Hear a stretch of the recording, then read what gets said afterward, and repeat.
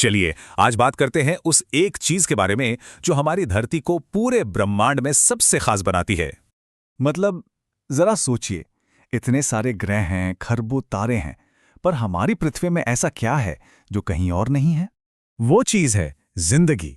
और हाँ, सिर्फ जिंदगी नहीं बल्कि उसकी इतनी सारी किस्में, इतनी सारी वैरायटी कि यकीन करना मुश्किल हो जाता है। तो इसी से जुड़ा है हमारा आज का टॉपिक।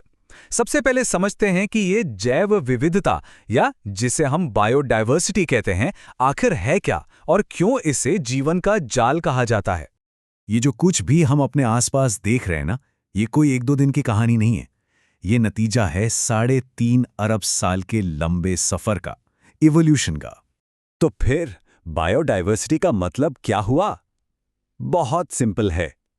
एक जगह पर जितने भी अलग अलग तरह के जीव जंतु, पेड़ पौधे, फंगस और यहां तक कि वो छोटे छोटे बैक्टीरिया भी हैं ना, जिन्हें हम देख भी नहीं पाते, उन सब की वैरायटी को ही बायोडायवर्सिटी कहते हैं। इसे समझने के लिए हम इसे 3 लेवल पर देख सकते हैं। पहला है जेनेटिक डाइवर्सिटी, मतलब एक ही स्पीशीज के अंदर की वैरायटी। दूसरा है स्पीशीज डाइवर्सिटी, मतलब अलग अलग तरह के जानवर और पौधे। और तीसरा है इकोसिस्टम डाइवर्सिटी, यानी अलग अलग तरह के माहौल जैसे जंगल, पहाड़, नदियां, रेगिस्तान। अब इकोसिस्टम डाइवर्सिटी का एक कमाल का उदाहरण देखिए। ये वेस्टर्न घाट्स की तस्वीर है। यहां देखिए, घास के मैदान भी हैं और घने जंगल भी, दोनों एक ही इलाके में एक साथ फल फूल रहे हैं। यही है इकोसिस्टम की विविधता। ठीक है, तो हमने ये तो समझ लिया कि बायोडायवर्सिटी है क्या, पर सवाल ये है कि ये हमारे लिए इतनी जरूरी क्यों है? क्यों कहा जाता है कि ये हमारे वजूद का आधार है? देखिए, इसके 3 बहुत बड़े रोल हैं। एक तो ये हमारे इकोलॉजी यानी पर्यावरण का बैलेंस बनाए रखती है। दूसरा, इससे हमें आर्थिक फायदे होते हैं, मतलब रिसोर्सेज मिलते हैं। और तीसरा, ये साइंटिफिक नजरिए से बहुत कीमती है। इकोलॉजिकल रोल का मतलब यह है कि प्रकृति में हर चीज एक दूसरे से जुड़ी है, एक धागे की तरह। एक जीव सिर्फ अपनी जरूरतें पूरी नहीं करता, बल्कि दूसरे जीवों को भी जीने में मदद करता है। सब मिलकर एक जाल बनाते हैं। अब बात करते हैं आर्थिक पहलू की। सबसे पहले हमारा खाना।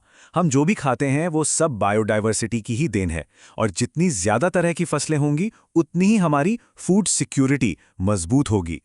सिर्फ खाना ही क्यों, हमारी दवाइयां, बहुत सी दवाइयां सीधे पेड़ पौधों से बनती हैं। जैसे कि मेडागास्कर का ये रोजी पेरीविंकल पौधा, इससे बच्चों के कैंसर के इलाज में मदद मिलती है ना कमाल की बात? प्रकृति वाकई एक चलती फिरती फार्मेसी है। और लिस्ट यहीं खत्म नहीं होती। कॉस्मेटिक्स, कपड़े, लकड़ी, हमारी इकोनॉमी का एक बहुत बड़ा हिस्सा सीधे सीधे बायोडायवर्सिटी पर ही तो टिका है। और अब साइंटिफिक पहलू।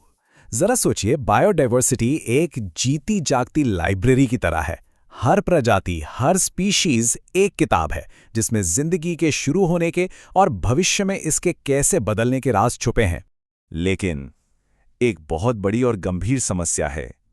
ये जो जीवन का जाल है ना, ये अब तेजी से बिखर रहा है। और यही है हमारा अगला सेक्शन, विलुप्ति का संकट। ये आंकड़ा शायद आपको हैरान कर दे। पृथ्वी पर आज तक जितनी भी प्रजातियां रही हैं, उनमें से 99%, 99% अब विलुप्त हो चुकी हैं। हाँ, विलुप्त होना एक नेचुरल प्रोसेस है, लेकिन हमारी वजह से इसकी रफ्तार कई गुना बढ़ गई है। दुनिया में कुछ ऐसी जगह हैं जिन्हें बायोडायवर्सिटी हॉटस्पॉट कहा जाता है। मतलब यहां प्रजातियों की भरमार है, लेकिन इन पर खतरा भी सबसे ज्यादा मंडरा रहा है। इनमें सबसे अहम है ट्रॉपिकल रेन फॉरेस्ट, क्योंकि दुनिया की लगभग आधी प्रजातियां तो इन्हीं जंगलों में रहती हैं। तो आखिर ये नुकसान हो क्यों रहा है? वजह कई हैं और सब हम इंसानों से जुड़ी हैं। जंगलों को काटना, प्रदूषण, बाहर से लाई गई प्रजातियां जो लोकल इकोसिस्टम को बर्बाद कर देती हैं, और जानवरों का अवैध शिकार। और ये सिर्फ नंबरों की बात नहीं है। ये बात है इस खूबसूरत रेड पांडा की, या वेस्टर्न घाट्स में खिलने वाले इन दुर्लभ फूलों की। ये वो चेहरे हैं जिन्हें हम हमेशा हमेशा के लिए खोने की कगार पर हैं। तो क्या सब कुछ खत्म हो रहा है? नहीं, दुनिया भर में इस खजाने को बचाने की कोशिशें भी हो रही हैं। और यही है हमारा आखिरी सेक्शन, हमारे ग्रह के जीवन को बचाने का ग्लोबल मिशन। इस मिशन में एक बहुत बड़ा नाम है IUCN, यानी international union for conservation of nature. ये एक रेड लिस्ट तैयार करते हैं, जो असल में दुनिया भर की उन सभी प्रजातियों की एक इन्वेंट्री है जिन पर विलुप्त होने का खतरा है।